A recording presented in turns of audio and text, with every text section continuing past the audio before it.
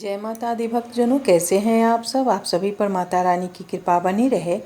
चलिए आज कथा श्रवण करते हैं श्री गर्ग संहिता के गिरिराज खंड के चौथे अध्याय का। चौथे अध्याय में इंद्र द्वारा भगवान श्री कृष्ण की स्तुति तथा सुरभि और ऐरावत द्वारा उनका अभिषेक। जय श्री कृष्ण, राधे राधे। श्री नारद जी कहते हैं, राजन, तदंतर गर्भ गल जाने के कारण देवराज इंद्र देवताओं के साथ उस पर्वत पर आए और एकांत में श्री कृष्ण को प्रणाम करके उनसे बोले। इंद्र ने कहा, आप देवताओं के भी देवता, सर्वसमर्थ पूर्ण परमेश्वर, पुराण पुरुष, पुरुषोत्तम, प्रकृति से परे तथा परात्पर श्री हरि हैं। स्वर्ग के स्वामी जगतपति, मेरी रक्षा कीजिए, रक्षा कीजिए। धर्म, गौ तथा वेद की रक्षा करने के लिए 10 अवतार धारण करने वाले भगवान आप ही हैं। इस समय भी आप परिपूर्णतम देवता कंस आदि दैत्यराजों के विनाश के लिए ही अवतीर्ण हुए हैं। आपकी माया से जिसकी चित्तवृत्ति मोहित है तथा मद में से उन्मत्त और अवहेलना का पात्र है, वही मैं आपका अपराधी इंद्र हूँ। दुपते, जैसे पिता पुत्र के अपराध को क्षमा कर देता है, उसी प्रकार आप मुझ अपराधी को क्षमा करें। देवेश्वर जगनिवास, मुझ पर प्रसन्न होइए। गोवर्धन को उठाने वाले आप गोविंद को नमस्कार है। गोकुल निवासी गोपाल को नमस्कार है। गोपालों के पति, गोपीजनों के भर्ता और गिरिराज के उद्धरता को नमस्कार है। करुणा के निधि तथा जगत के विधाता, विश्व मंगलकारी तथा जगत के निवास स्थान आप परमात्मा को प्रणाम है, जो विश्वमोहन तथा करोड़ों कामदेवों के भी मन को मत देने वाले हैं। उन वृषभानु नंदिनी के स्वामी नंदराज कुलदीपक परिपूर्णतम भगवान श्री कृष्ण को नमस्कार है।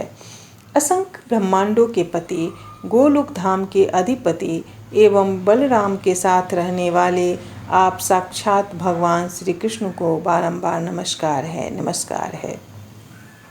श्री नारद जी कहते हैं, इंद्र द्वारा किए गए इस स्तोत्र का तो प्रातः काल उठकर पाठ करेगा, उसे सब प्रकार की सिद्धियां सुलभ होगी और उसे किसी संकट से भय नहीं होगा।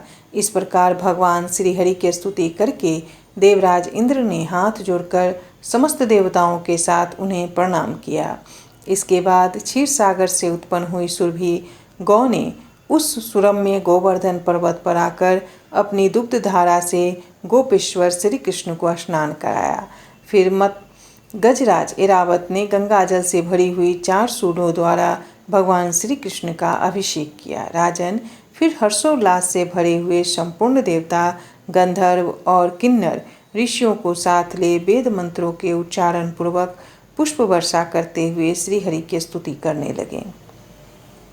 राजन, श्री कृष्ण का अभिषेक संपन्न हो जाने पर वह महान पर्वत गोवर्धन हर्ष एवं आनंद से द्रवीभूत होकर सब ओर देखने लगा। तब भगवान ने प्रसन्न होकर उसके ऊपर अपना हस्त कमल रखा। नरेश्वर, उस पर्वत पर भगवान के हाथ का चिन्ह आज भी दृष्टिगोचर होता है। वह परम पवित्र तीर्थ हो गया, जो मनुष्यों के पापों का नाश करने वाला है। वही चरण चिन्ह भी है। मैथिल, उसे भी परम तीर्थ समझो। जहाँ हस्त चिन्ह है, वही उतना ही बड़ा चरण चिन्ह भी हुआ। मैथिल, उस स्थान पर सुरभि देवी के चरण चिन्ह भी बन गए। मिथिलेश्वर, श्री कृष्ण के स्नान के निमित्त जो आकाश गंगा जल गिरा, उससे वही मानसी गंगा प्रकट हो गई, जो संपूर्ण पापों का नाश करने वाली है। नरेश्वर, सुरभि की दुग्ध धाराओं से गोविंद ने जो स्नान किया, उससे उस पर्वत पर गोविंद कुंड प्रकट हो गया, जो बड़े बड़े पापों को हर लेने वाला परम पावन तीर्थ है। कभी कभी उस तीर्थ के जल में दुग्ध का सा स्वाद प्रकट होता है। उसमें स्नान करके मनुष्य साक्षात गोविंद के धाम को प्राप्त होता है। इस प्रकार वहाँ श्री हरि की परिक्रमा करके उन्हें प्रणाम पूर्वक बलि पूजोपहार समर्पित करने के पश्चात इंद्र आदि देवता जय जयकार पूर्वक पुष्प बरसाते हुए बड़े सुख से स्वर्गलोक को लौट गए। राजेंद्र, जो श्री कृष्णाभिषेक की इस कथा को सुनता है, वह 10 अश्वमेध यज्ञों के अमृत स्नान से अधिक पुण्य फल को पाता है। फिर वह परम विधाता परमेश्वर श्री कृष्ण के परम पद को प्राप्त होता है। इस प्रकार श्री गर्ग संहिता में श्री गिरिराज खंड के अंतर्गत श्री नारद बहुलाश्व संवाद में श्री कृष्ण का अभिषेक नामक चौथा अध्याय पूरा हुआ। जय श्री